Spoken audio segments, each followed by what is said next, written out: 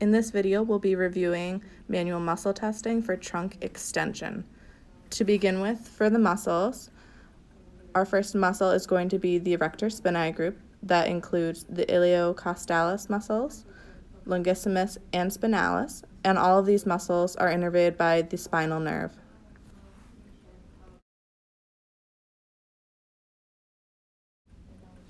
The next muscles are the intertransversory muscles, which originate on the transverse process below and insert on the transverse process above, which are innervated by the spinal nerves.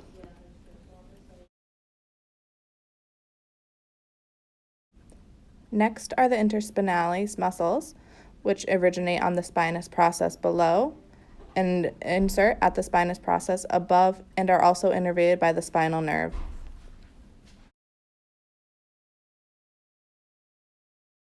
Next is the transversospinalis group, which includes the semispinalis, rotatoris, and multifidus, which originate on the transverse processes and insert on the spinous processes of the vertebra above, and they are innervated by the spinal nerves.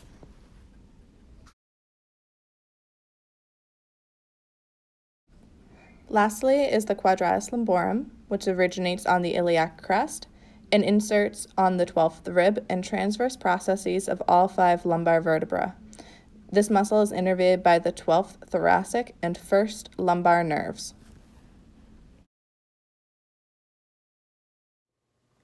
Okay, so for trunk extension, it is broken into we do 2 separate tests for grades 4 and 5. One is going to be targeting the lumbar extensors, and the second test is going to be for the thoracic extenders. So for the lumbar spine, what we're going to do is have our patient lying in prone, and we're going to have the hands behind the head. Okay, and so then what we're going to do is we're going to stabilize, and this is going to be for a grade 5. We're going to stabilize above the ankles, and what we're going to instruct our patient to do is to lift their torso, head, chest, and torso up off the table and hold it there. All right, Tracy, so when you're ready, and hold, hold, hold, relax. Okay. If the patient is able to completely clear the table with their belly button and hold it, then they will be graded with a grade 5. If you see a little bit of the muscle breaking and they start to lower back down, that would be a grade 4. An alternative position for this test is if they have weak hip extensors or hip extension, that instead of stabilizing at the ankles, you're going to stabilize at the pelvis. So you would stabilize right here and ask for them to do the same exact motion. All right, and that would be an alternative position. An alternative test for a grade 5 in the lumbar extensors is again having our patient in prone, except the torso is going to be hanging off the table anywhere between the belly button and the ASIS or hip bone. For this, we're going to ask the patient to have their arms crossed in front of them and bring their torso up and at the level of the table.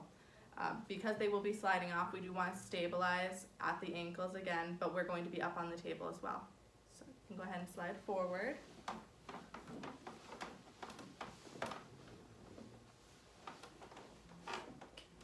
Okay, and lift up, hold, hold, hold, and you can go ahead and relax and slide back. Okay. And this test is a timed test, so the mean for the endurance would be anywhere from about 40 seconds to 55 seconds, and normally the therapist would have a stopwatch to time it.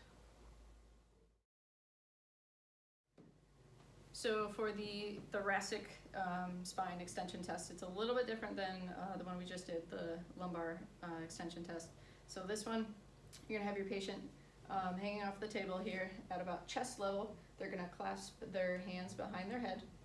And as the therapist is stabilizing just above the ankles here, and all you're gonna do is ask them to lift their head and chest up to table height.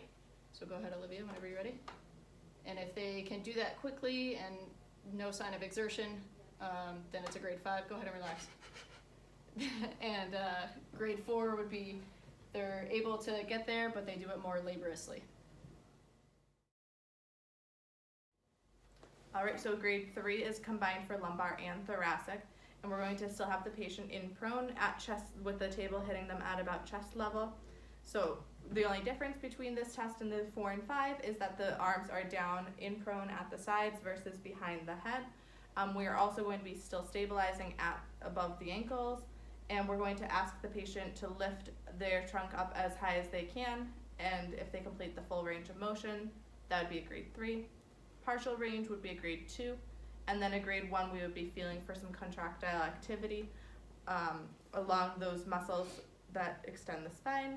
And if there's contraction but no movement, that would be a grade 1, and a grade 0 would be no contraction and no movement.